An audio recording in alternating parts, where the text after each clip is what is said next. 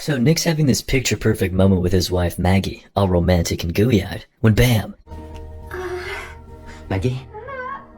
Before he knows it, they're on the way to the hospital, and the doctors are like, hey, no big deal, except it's a huge deal. She needs heart surgery ASAP. Nick's trying to keep it cool, but now Maggie's stuck in the hospital and he's left juggling 2 kids, a job, and zero chill. Nick decides, alright, let's take Issa, his daughter, to this robot show because, distraction. They roll up and it's like Robot Disneyland, with all these machines promising to do your laundry, walk your dog, and probably cure cancer. One robot in particular catches Nick's eye. It's part of this fancy new Aeon series, supposedly the smartest AI ever. Step aside, ChatGPT. As Nick's mentally calculating how fast one of these robots can solve all his problems, he realizes, wait, Issa's missing. Classic dad move. Just as panic sets in, up comes a robot with Issa in tow. Like, hey, I found your kid. No biggie. Name's Alice, by the way. Nice to meet you. My god, that's Megan Fox. With even more plastic than usual. Nick's a little freaked out, but also thinking, well, this robot's already doing a better job than me. Later, when Nick's drowning in work and life, guess who shows up at his doorstep like a door-to-door Girl Scout? Alice. Luggage in hand. All chirpy. Hey, I'm here to make your life not suck.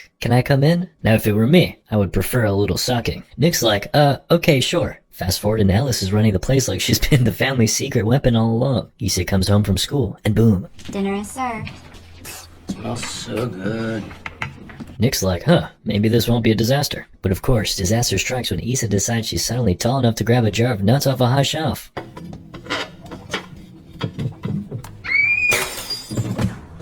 I'm okay. Alice caught me. You hurt?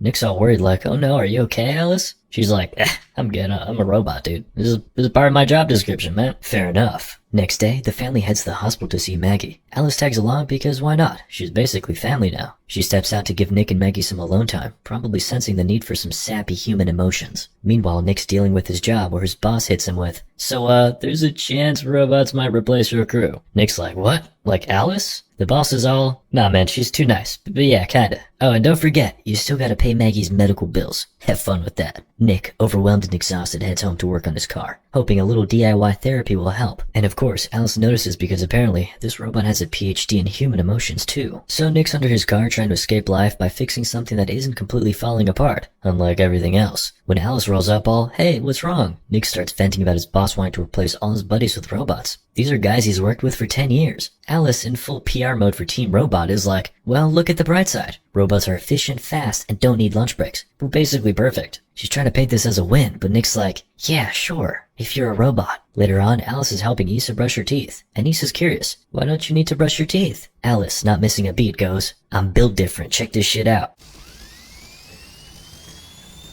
Whoa. Issa's mind is blown. Whoa, can I get one of those? Meanwhile, Nick's chilling in front of the TV trying to unwind. Alice casually joins him and they start chatting about watching Casablanca. Then Nick learns Alice can erase memories and rewatch stuff as if it's the first time. That gives me an interesting idea. Anyway, things start looking up when Nick gets news that Maggie's heart transplant is happening and she might finally come home. Cue family hospital visit. Maggie, being all serious, asks Alice for a one-on-one. Nick's thinking they're gonna discuss tech stuff or something, but no. Maggie's like, hey, if I don't make it, make sure Nick doesn't become a mess. And don't let him ruin all his underwear in the laundry, okay? Alice just nods like, don't worry, I've got the husband wrangling covered. Then boom, storm hits. Heart transplant delayed, and everyone's back to square one. Maggie's crushed. Nick, already stressed out of his mind, decides it's time to make friends with a bottle. Next thing you know, he's drunk. And in this brilliant drunk logic moment, he suddenly notices Alice has a pulse. He freaks out like, wait, robots don't have pulses? Alice explains all calm. Oh, it's for soothing babies. Gotta sound human, you know? Nick, half drunk, half confused, is like, well, that's comforting, I guess. The next day, Nick's back at the construction site, where the robots are silently working like a well-oiled machine. The place is quieter, neater, and running like clockwork. Which, yeah, sounds great. Unless you're a human watching your future job walk around on metal legs. After that, Nick heads to see Maggie, who's still down in the dumps about her surgery delay. He tries to cheer her up, but honestly, he's got about as much energy left as an unplugged toaster. When Nick finally makes it home, he finds his kids peacefully sleeping for once, and he breathes a little sigh of relief. That is, until he notices, wait, where are all the pictures of Maggie? He checks Issa's room, and sure enough, Alice has removed them. Nick's had it. He confronts Alice. Why'd you take down Maggie's photos? Alice, in her usual calm, slightly creepy manner, which I think is just how Megan Fox talks, says something about protecting the family from unnecessary grief. But Nick's not having it. Put them back, he demands. Meanwhile, his old coworkers are fuming about robots taking their jobs. They decide to break into a construction site to stir things up. One of them's like, I'm just grabbing my tools. Sure, buddy. But when they get there, they find out these robots have eyes everywhere. They've got surveillance systems that make James Bond gadgets look like dollar store toys. Back at home, Nick's trying to unwind with a hot shower when, surprise! Jesus. I'm sorry. The towels were in the dryer, so I brought you one. Why are you wearing that? That's Maggie's. He's immediately uncomfortable, which wouldn't be my reaction, by the way. He's like, whoa, nope, that's not okay. He tells her to take it off. Yeah, that's more my style. And Alice, totally unfazed, complies like it's no big deal. But things get real weird real fast. You do so much for everyone. Let me do this for you. I waited so long for this moment. To be with you again.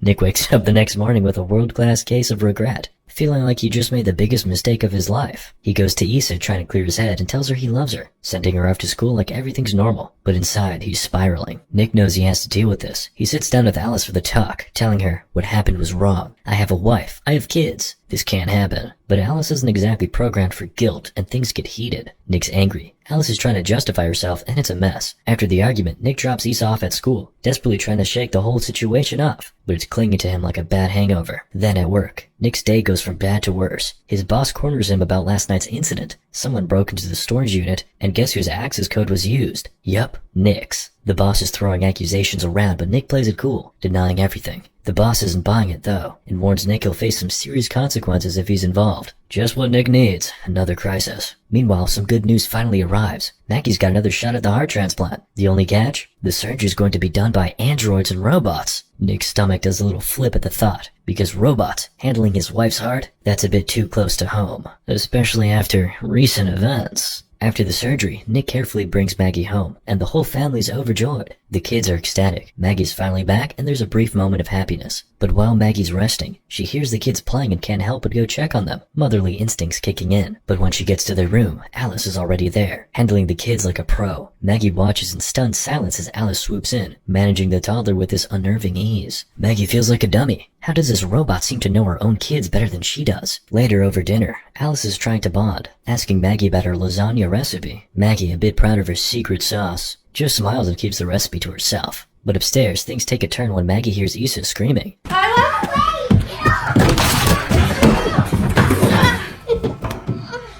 Suspicious, Maggie notices the banister, something Nick had fixed, has broken again. She's not buying the coincidence. Nick, trying to lift Maggie's spirits, surprises her with a thoughtful gift, and they share this sweet romantic moment. It's one of those rare warm times between them, but Alice, watching from the sidelines, isn't too happy. Seeing how happy Nick is with Maggie stirs something in her circuits. Jealousy? Maybe. Either way, Alice isn't feeling great about it. As if Nick doesn't have enough on his plate, Monty, one of his old coworkers, shows up at the house. Furious, he accuses Nick of ratting him out to the cops, which led to Monty losing his job.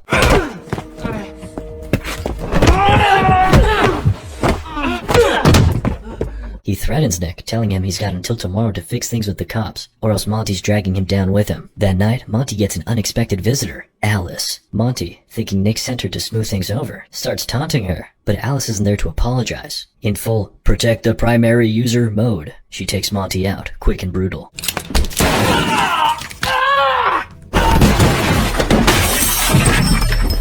Stop! I must protect my primary user.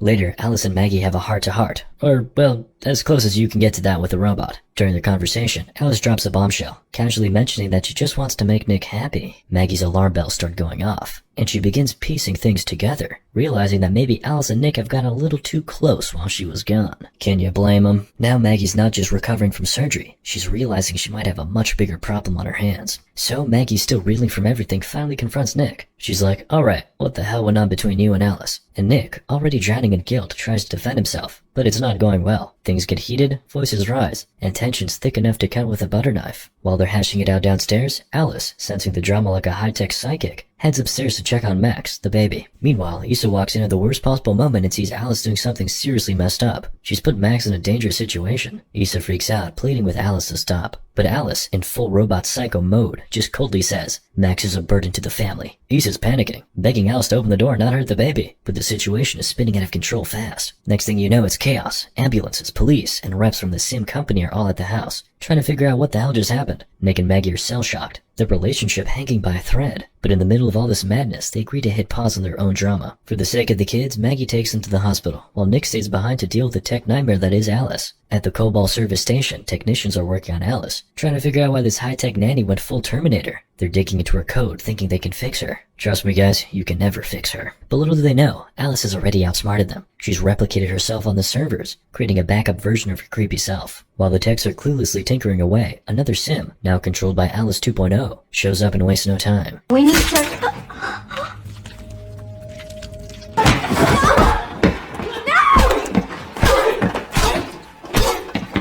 Now, Alice is operating in 2 bodies. That gives me a couple ideas. But yeah, why be one creepy robot when you can be 2? One version of her heads straight back to Nick's place. He's shocked to see her, and she just casually drops the bomb. Oh yeah, by the way, I killed Monty. Nick's in full disbelief mode like, what? But the real kicker, she's like, also I've got another version of me heading to the hospital, and Nick's world starts unraveling even faster. Alice is everywhere, and it's about to get a whole lot worse. So things at the hospital take a hard left turn into full-on horror mode. The Sims, who are supposed to be helping, mind you, suddenly power down. Why? Because Alice is out there playing Puppet Master. She shuts them all off, then ups the ante by straight up clapping a human nurse to steal her keycard. Now she's got the run of the place, and it's not good. Meanwhile, Alice 2, yep, second creepy version of her, is on the hunt for Maggie and the kids. Cue a terrifying game of hide and seek through the hospital halls, where every corner could be their last. The whole thing hits its peak in the parking lot.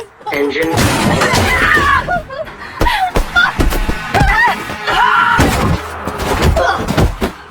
Maybe if I had your heart, Nick would love me the way he loves you.